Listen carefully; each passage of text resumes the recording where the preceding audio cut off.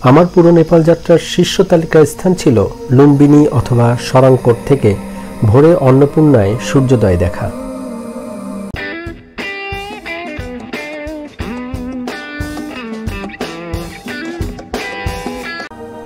সেই আকাঙ্ক্ষা আর কল্পনার মিশ্রণ অদ্ভুত অনুভূতি পূরণ করতে পোখরা শহরের হোটেল থেকে সরাংকোটের জন্য ভোর 4টায় যাত্রা শুরু করি। চারদিকে শুনশান আর বরফ শীতল পরিবেশ। ভোরে চলছিল কমপক্ষে 9 থেকে 10 সিসি তাপমাত্রার ঠান্ডা। হাড় কাঁপুনি ঠান্ডাতে কাঁপতে কাঁপতে আঁকাবাঁকা পাহাড়ি রাস্তার উপর দিকে নিয়ে চলছিল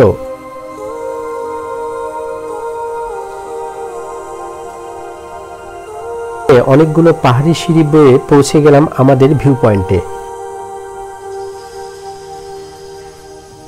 অন্ধকার সরে গিয়ে হালকা ধোঁয়াশা হিমালয়ের দেখা পেলাম শুরুতে।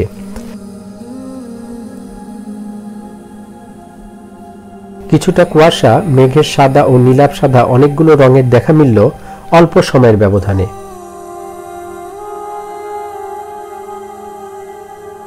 ওইখানে দাঁড়িয়ে সৌন্দর্যগুলো স্মৃতিবন্দী করলাম।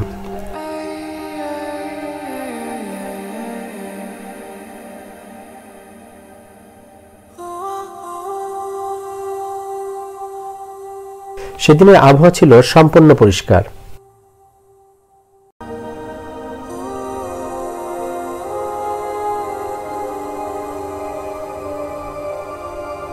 এরপর এলো সেই মহেন্দ্রক্ষণ।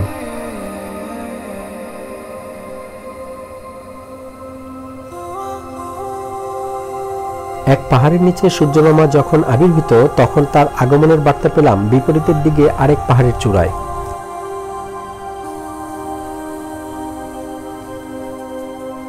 সৃষ্টিকর্তার নিবিড় তুলির আঁচড়ে রঙের ঝলকে অন্নপূর্ণা হেসে উঠেছিল।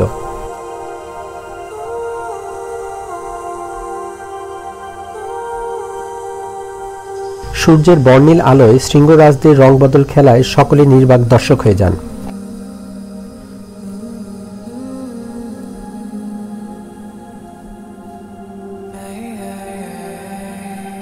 হিমালয়ের অপূর্ব সৌন্দর্য কাছ থেকে উপলব্ধি করায় নিজেকে সৌভাগ্যবান বলে মনে হচ্ছে।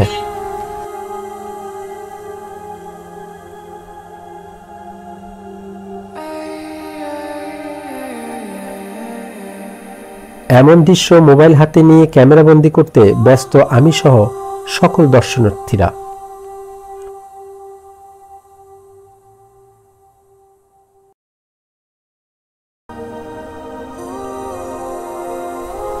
The best part of beauty is that which no picture can express.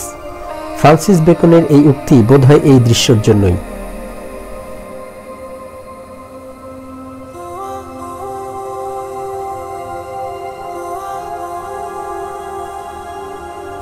এই পৃথিবীর সকল প্রাণী সুখী হোক।